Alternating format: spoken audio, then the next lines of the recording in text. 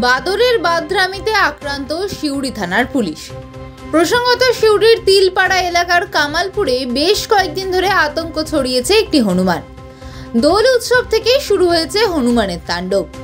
কারোর ঘাড়ে বসা থেকে কারোর মাথায় বসা, তারপর তাকে আক্রান্ত করা, এমনই কাজ হয়ে দাঁড়িয়েছে ওই হনুমানের। সেই হনুমানের আতঙ্কে গ্রামের মানুষ বাড়ির বাইরে বেরোতে পারছে না। তবে এবার সিউড়ি থানার কর্মরত পুলিশকে ডিউটি করার সময় গালে মুখে আঁচড় এবং কামড় দিল ওই হনুমান। জানা গেছে হনুমানটি প্রথমে পুলিশের গাড়ির উপর বসে, তারপর তাদেরই মাথার উপর বসে। তারপর সিউড়ি থানার এক এসআই যখন তাকে ডিউটি দিতে যায় তখন তার গালে মুখে আঁচড় এবং কামড় দেয়। তবে শত চেষ্টা করে ওই হনুমানকে ওই এলাকা ছাড়ানো যায়নি এখনো বলে জানা গিয়েছে। বাংলার স্বাদে বাঙালির সেবায় মা বাসন্তী হোটেল অ্যান্ড রেস্টুরেন্ট, ঠিকানা পোক্তাপুল, নারায়ণগড়, পশ্চিম মেদিনীপুর।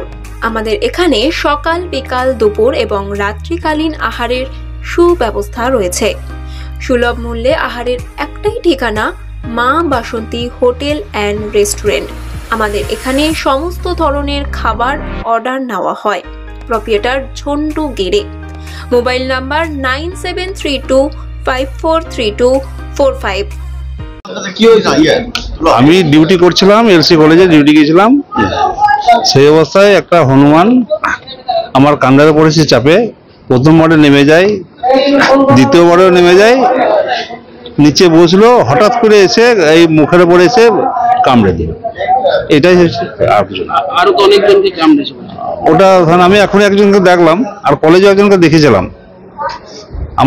আমাকে নিয়ে তিনজন।